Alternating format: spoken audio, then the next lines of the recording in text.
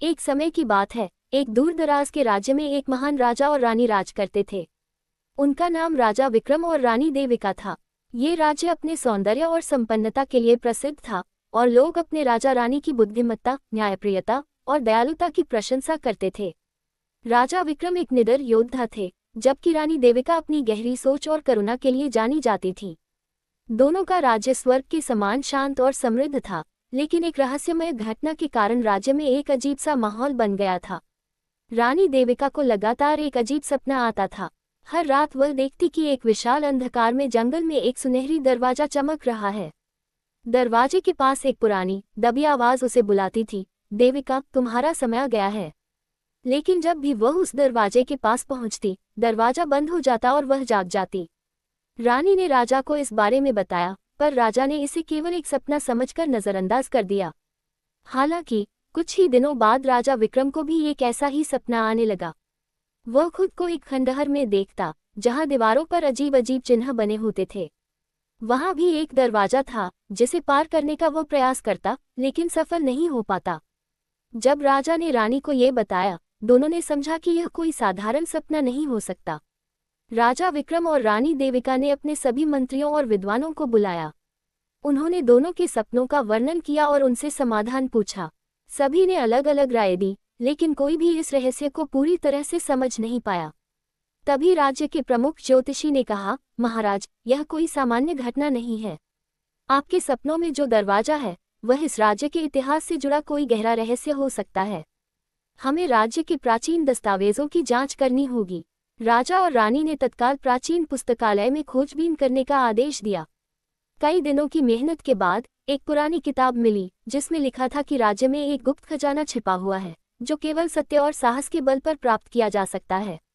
ये भी लिखा था कि यह खजाना केवल राजा और रानी की संयुक्त बुद्धिमत्ता और साहस से ही खोजा जा सकता है। ये रहस्यमयी जानकारी प्राप्त होने के बाद राजा और रानी ने फैसला किया कि वे इस गुप्त खजाने की खोज करेंगे। लेकिन ये खोज आसान नहीं थी।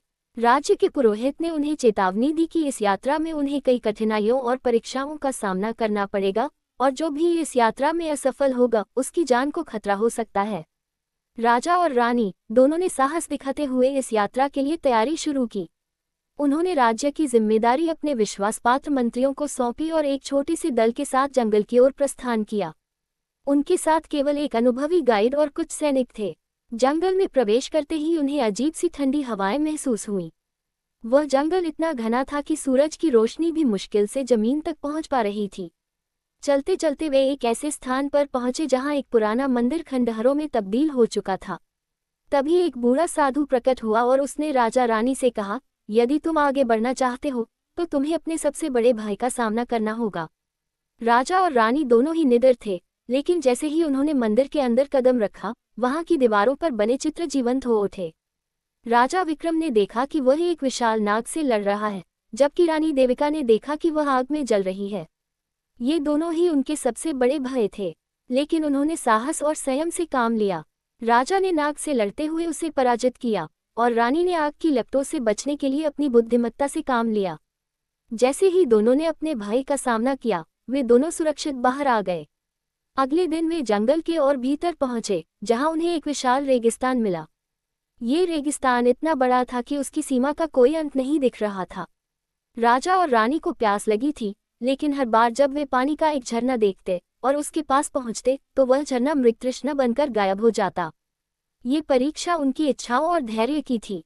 रानी देविका ने राजा से कहा, हमें अपनी इच्छाओं के पीछे भागने के बजाय धैर्य से काम लेना चाहिए। यही इस परीक्षा की कुंजी हो सकती है। राजा विक्रम ने सहमति व्यक्त की और दोनों ने आगे बढ़ना जारी रखा, बिना मृगतृष्णा के पीछे भागे। जल्द ही उन्हें एक असली झरना मिला, जिससे उन्होंने अपनी प्यास बुझाए और आगे की यात्रा जारी रखी। अंततः वे एक गुफा के प्रवेश द्वार पर पहुंचे। गुफा के द्वार पर एक विशाल पत्थर रखा था, जिसे हटाने के लिए शक्ति और बुद्धिमत्ता दोनों की आवश्यकता थी। वहां एक शिलालेख लिखा था, केवल वही लोग इस द्वार को खोल सकते हैं जो सत्य का भार उठा सकते हैं। राजा विक्रम ने अपनी पूरी ताकत से पत्थर को उठाने की कोशिश की, लेकिन वह हिल भी नहीं पाया। तब रानी देविका ने कहा, ये पत्थर केवल शारीरिक शक्ति से नहीं, बल्कि सत्य की शक्ति से उठेगा। उन्होंने अपने दिल की सच्चाई को महसूस किया और पत्थर पर हाथ रखा। अचानक पत्थर हल्का हो गया और द्वार खुल गया। दोनों ने समझा कि सत्य की शक्ति ही सबसे बड़ी होती है। गुफा के भीतर उन्हें वह सुनहरी दरवाजा दिखाई दिया जिसे वे अपने सपनों में देखा करते थे। दरवाजे के पास एक आवाज आई, यह आखिरी परीक्षा है। यदि तुम इस दरवाजे को पार करना चाहते हो तो तुम्हें अपने सबसे प्रिय वस्तु का त्याग करना होगा। राजा और रानी ने एक दूसरे को देखा। उनके लिए सबसे प्रिय वस्तु उनकी एकता और प्रेम था। उन्होंने समझा कि इस खजाने को प्राप्त करने के लिए उन्हें एक दूसरे का त्याग करना होगा। ये निर्णय उनके लिए सबसे कठिन था, लेकिन उन्होंने राज्य की भलाई के लिए अपने निजी प्रेम का त्याग करने का निश्चय किया। जैसे ही उन्होंने ये निर्णय लिया, दरवाजा खुल गया और वहां एक दिव्य रोशनी फैल गई। एक पुरानी आत्मा प्रकट हुई और बोली, तुम दोनों ने अपनी बुद्धिमत्ता, साहस और त्याग से यह खजाना प्राप्त कर लिया है। लेकिन ये खजाना धन या सोना नहीं है, बल्कि यह ज्ञान और सच्चाई है। तुमने जो सीखा है वही तुम्हारा असली खजाना है। राजा और रानी ने इस यात्रा से सीखा कि सच्चा खजाना भौतिक संपत्ति में नहीं, बल्कि आत्मज्ञान, सत्य और त्याग में है। वे अपने राज्य में वापस आए और इस ज्ञान को अपने लोगों के साथ साझा किया। उनके राज्य में फिर से समृद्धि आई, लेकिन इस बार यह समृद्धि केवल धन की नहीं थी, बल्कि लोगों के जीवन में सच्चाई, प्रेम और त्याग की भावना की थी। ये कहानी हमें ये सिखाती है कि जीवन में सबसे महत्वपूर्ण चीजें धन या भौतिक वस्तुएं नहीं होती, बल्कि सत्य, धैर्य, साहस और त्याग होता है। यदि हम इन मूल्यों को अपने जीवन में उतार लें, तो हम भी सच्चा खजाना प्राप्त कर सकते हैं।